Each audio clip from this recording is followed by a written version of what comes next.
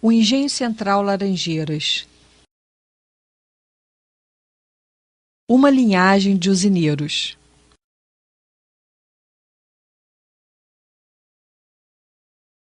A história de Nova Friburgo não pode ser entendida se não ampliarmos nosso campo de pesquisa para uma região mais ampla. Refiro-me à análise da história regional, compreendendo os atuais municípios de Cantagalo, Bom Jardim, Sumidouro, Duas Barras, entre outros. Foram municípios muito mais importantes do que Nova Friburgo, do ponto de vista econômico, no século XIX. Dessas regiões saiu a nobreza fluminense, os barões do café, a exemplo do barão de Nova Friburgo, barão de Cantagalo, barão de Duas Barras, barão de Rimes, entre outros. Pois tanto a grandeza quanto a decadência desses municípios tiveram impacto direto sobre a história econômica, social e política de Nova Friburgo. Toda essa região denominava-se Novas Minas das Cachoeiras de Macacu, desbravada inicialmente, ao final do século XVIII, por garimpeiros originários de Minas Gerais em busca de ouro. Em 1787, é fundado o Arraial de Cantagalo, destinado a servir de núcleo de controle, fiscalização e prospecção das lavras de ouro da região. Como as lavras de ouro dos afluentes dos rios Negro, Macuca e Rio Grande fossem pouco significativos, a coroa portuguesa recomendou que os sesmeiros voltassem suas atividades à agricultura com o plantio do café, açúcar, lavoura branca, como milho, arroz, feijão, de ciclo curto e na criação de gado. Foram distribuídas inúmeras sesmarias sobre as terras devolutas e assim, ao longo do século XIX, surgiram novos povoados, todos eles fazendo parte da magna Cantagalo. Ao longo desse século, esses municípios foram se emancipando gradativamente de Cantagalo, como foi o caso de Nova Friburgo. Por outro lado, Bom Jardim e Sumidouro também já fizeram parte de Nova Friburgo e se emanciparam. Daí a importância de se conhecer a história regional. O Engenho Central do Rio Negro foi construído pelos ingleses em estilo vitoriano no último quartel do século XIX e suas instalações foram perfeitamente preservadas por seus proprietários ao longo dos anos. Há referência no jornal friburguense de que Galdino do Vale foi acionista do engenho na gestão dos ingleses e que em 1893 a usina recebeu imigrantes chineses, os Chins. Os ingleses montaram o Engenho Central, que tinha essa denominação porque centralizavam a produção de açúcar da região, objetivando melhorar a qualidade do produto brasileiro para exportação. O engenho adquiria cana de terceiros in natura, ou na forma de melaço ou de rapadura. Muitos fornecedores preferiam vender ao engenho a matéria-prima em forma de melaço ou de rapadura devido ao custo do transporte. Ao invés de dar várias viagens em carro de boi para entregar a cana ao engenho, davam-se menos viagens para entregar o melaço e muito menos ainda para entregar a rapadura, pois essa última era mais concentrada. No entanto, em 1896, o Engenho Central do Rio Negro faliu e foi a leilão na comarca de Nova Friburgo. Faltam pesquisas para se saber o motivo da falência e quem eram esses ingleses. O coronel Luiz Corrêa da Rocha arrematou o engenho na ocasião. Filho de um grande proprietário de terras, o pai de Luiz Corrêa da Rocha chegou a possuir 25 fazendas no noroeste fluminense, mas vendeu a maior parte delas devido à má administração de seus negócios. Corrêa da Rocha teve 4 filhos, 3 mulheres e um homem. Foi seu filho Péricles quem deu um grande impulso econômico ao Engenho Central Laranjeiras, transformando-o em uma grande potência econômica no noroeste fluminense. Engenheiro, Corrêa da Rocha trouxe um grande mestre de açúcar de Campos, Henrique Laranja, e desenvolveu o açúcar cristalizado, extraindo um açúcar mais claro, com uma granulação uniforme. Fabricava igualmente cachaça. Até então, o Brasil produzia, na maioria das usinas, açúcar mascavo e sem qualidade. Corrêa da Rocha tinha sua base e domicílio em Bom Jardim, e por isso só vinha o engenho de 3 em 3 meses. No entanto, tinha controle absoluto de seus negócios. Acompanhado de seu guarda-livros quando inspecionava o engenho, fazia o balanço da lavoura de cana, da lavoura branca e da criação. Percorria todo o quintal, como se dizia à época, antes de entrar no setor de moagem e produção.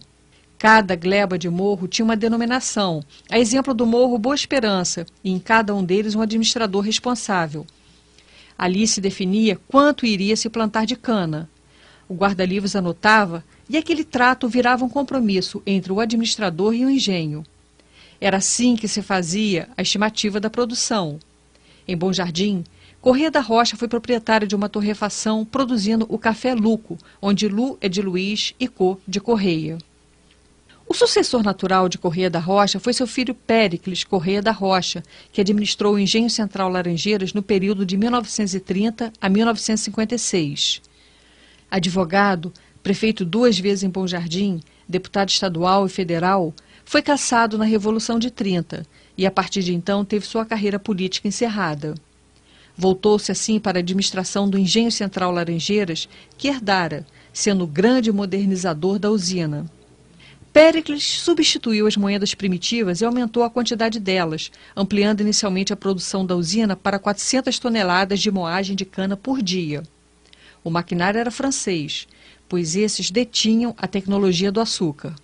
A partir de 1932, o maquinário passou a ser americano. Péricles adquiriu novas terras, aumentando o plantio de cana própria e mudou a relação com os fornecedores de cana, melaço e rapadura, não se sujeitando mais às condições dos mesmos, que a vendiam a seu alvitre, deixando muitas vezes o engenho sem matéria-prima. Um grande avanço empreendido por Péricles foi a construção de uma hidrelétrica, gerando energia própria. Além de ampliar a produção do engenho, diversificou seus produtos, pois além do açúcar, passou a fabricar éter e álcool farmacêutico. O Engenho Central investiu ainda em 28 quilômetros de malha ferroviária própria, conectada aos trilhos da Companhia Leopoldina. A malha ferroviária atravessava o Rio Negro e até o centro de Valão do Barro, distrito de São Sebastião do Alto. Péricles, com seu tino comercial, estendeu a linha férrea até o Valão do Barro para negociar com os agricultores das lavouras das margens do Rio Grande. Além disso, Valão do Barro era um grande produtor de fumo, café, arroz, milho e cana. O Engenho Central Laranjeiras, na gestão de Péricles, chegou a ter 1.500 funcionários. Para tanto, Péricles fez o arruamento no entorno do Engenho Central, criando ruas e construindo residências ao redor da sede do engenho para a habitação dos seus funcionários, num total de 149 casas. Havia a Rua do Cinema, a Rua da Horta, a Rua É Com Esse Que Eu Vou, a Rua Beija-Flor, entre outras. Era um corredor de casas, conforme denominavam à época. A sociabilidade dos funcionários não foi desprezada. Um cinema foi construído em 1946 com 300 lugares, um clube social para os bailes e uma banda de música formada pelos mecânicos da usina. Na área da assistência social, foi igualmente construído um hospital com 22 leitos e uma farmácia. O Engenho Central Laranjeiras era autossuficiente. Possuía uma grande lavoura de inhame, mandioca, legumes e hortaliças e colhia-se e pilava-se o arroz. Matava-se até 8 bois por dia para o açougue, utilizando todo o subproduto do boi para fazer sabão, e criavam-se porcos. As prestações de serviços também não faltavam, a exemplo de um sapateiro, que há quase um século tem até hoje sua lojinha no mesmo local. A autossuficiência era tamanha que, além de confeccionar o tecido do saco do açúcar, o algodão do tecido era igualmente plantado no engenho. Essa prosperidade atraiu algumas famílias de negociantes libaneses que residiam em Nova Friburgo, a exemplo dos Sarruf, Nassif e Najib, que instalaram comércio em Laranjais. Afinal, todos queriam vender para os 1.500 funcionários da usina. Mas a maior excentricidade, prova da grandeza do Engenho Central Laranjeiras, foi a autorização da Casa da Moeda para a emissão de uma moeda própria para a circulação interna em Laranjais. Denominavam de dinheiro próprio. O objetivo era que o dinheiro circulasse somente por Laranjais e evitasse a sua evasão. A administração do engenho pagava os funcionários em dinheiro próprio, no todo ou em parte. A moeda era quadradinha com a seguinte inscrição: Engenho Central Laranjeiras. O dinheiro próprio circulou ainda em papel moeda, mas o que predominava era em metal. Não havia câmbio. Segundo Marcelo Graça, atual proprietário do engenho, era mais vantagem trabalhar com dinheiro próprio, pois os negociantes de Laranjais adquiriam com essa moeda produtos que a administração do engenho trazia da aduana a preços mais baratos, já que não pagavam impostos, como bicicletas, tecidos, chapéu panamá, bacalhau, etc. Chamava-se a isso de arranjo local.